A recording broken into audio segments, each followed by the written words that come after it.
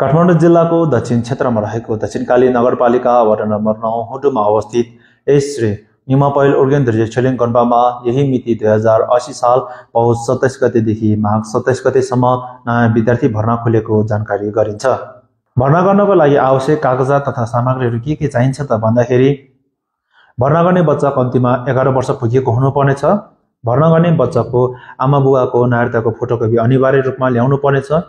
यदि बुबा आमा नभएको खण्डमा मात्र अन्य आफ्नो नातेदारहरूको नागरिकताको फोटोकपी अनिवार्य रूपमा ल्याउनु पर्नेछ र बुबा आमाले बच्चालाई गोन्पामा राखिदिनुहोस् भनेर निवेदन अनिवार्य रूपमा लेख्नु पर्नेछ र त्यस निवेदनमा बुबा आमाको फोटो पनि अनिवार्य रूपमा टाँसेको हुनुपर्नेछ र त्यसका साथै गाउँपालिका तथा नगरपालिकाबाट पनि सिफारिस अनिवार्य रूपमा ल्याउनु पर्नेछ र बच्चाको जन्मदर्ताको फोटोकपी र बच्चाको 4 प्रति पासपोर्ट साइजको फोटो तथा आमा बुबाको पनि 4 प्रति पासपोर्ट साइजको फोटो ल्याउनु पर्नेछ र यदि बच्चा यस गुम्बामा भर्ना हुनुभन्दा अगाडि कुनै पनि विद्यालय तथा गुम्बामा पढिरहेको छ भने उक्त विद्यालय तथा गुम्बाहरूको प्रधानाध्यापकको दस्तखत, फोन नम्बर तथा यस विद्यालयमा अध्ययन गरिरहेको सर्टिफिकेटहरू सम्पूर्ण विवरणसहित यस गुम्बामा पेश गर्नुपर्नेछ।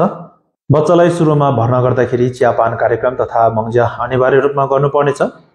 बच्चालाई भर्ना गर्दाखेरि बच्चाका आमा बुवा अनिवार्य रूपमा उपस्थित हुनुपर्नेछ। यदि आमा बुवा नभएको खण्डमा मात्रै आफ्नो कुनै परिवारको सदस्य तथा नातेदारहरू अनिवार्य रूपमा उपस्थित हुनुपर्नेछ। गुम्बा अनुसार मिल्ने तथा लगाउने 2 थान लत्ता कपडा, भाँडाकुँडाहरू, ओढ्ने ओछ्याउने कपी कलमहरू अनिवार्य रूपमा ल्याउनु पर्नेछ।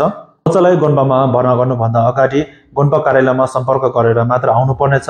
यदि सम्पर्क नगरी आएको खण्डमा भर्ना लिइने छैन र माथिको सम्पूर्ण शर्तहरू पूरा भइसकेको खण्डमा मात्र भर्ना लिइनेछ।